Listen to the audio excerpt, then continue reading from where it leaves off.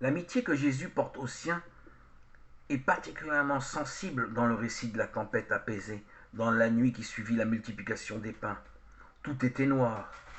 Jésus, devinant l'action des siens, décidé à le faire roi en manœuvrant la foule, encore sous le coup du prodige, bouscule les événements et prend de court ses apôtres. Il les force à s'embarquer, nous disent Marc et Matthieu. Et Jean, dans un raccourci, nous les montre déjà en mer, dans l'obscurité, inquiets de l'absence de Jésus et aux prises avec une mer déchaînée. Et déjà, l'obscurité s'était faite, et Jésus n'était pas encore venu auprès d'eux. Et la mer se soulevait au souffle d'un grand vent. Jean 6, versets 17 à 18. Rien de mieux que cette coïncidence soulignée des ténèbres qui les gagnent, et l'absence de Jésus ne peut nous faire mieux saisir la place qu'occupait Jésus dans le cœur et la vie de ces hommes. Lui absent, tout était ténèbres et tempête. Lui présent, tout était lumière. On sent dans ces deux versets l'attente de Jésus dans le soir de la part des siens. Marc et Matthieu, de leur côté, ont noté les réactions de Jésus.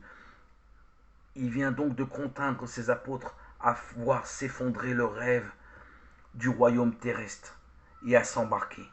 Il est seul, seul à comprendre la vanité du pouvoir et le sens du royaume, seul à prier le Père pour eux et pour cette foule qui vient de congédier. Mais ses yeux ne quittent pas ses amis. De la montagne, il les suit. Il les voit s'arc-bouter sur les rames, chassés vers la côte par la tempête. Et n'y tenant plus, il les rejoint sur le lac, car il les aime et veut les tirer de cette mauvaise passe. À la quatrième veille de la nuit, vers 22 heures, Jésus vint vers eux en marchant sur la mer. Et en le voyant marcher sur la mer, ils furent troublés, disant « C'est un fantôme !» Et de peur, ils poussèrent des cris.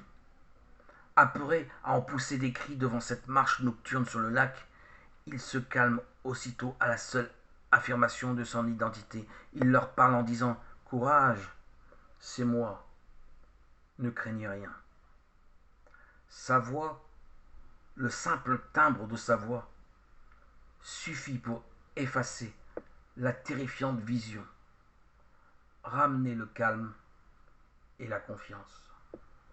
Cette voix provoque aussi chez Pierre une audace folle qui le lance sur la mer. « Seigneur, si c'est toi, ordonne-moi d'aller vers toi sur les eaux. » Il dit « Viens ».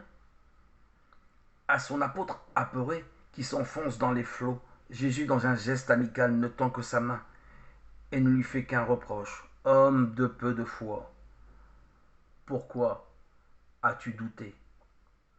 Ne craignez pas, il est le Dieu de l'amour, non celui de la crainte. »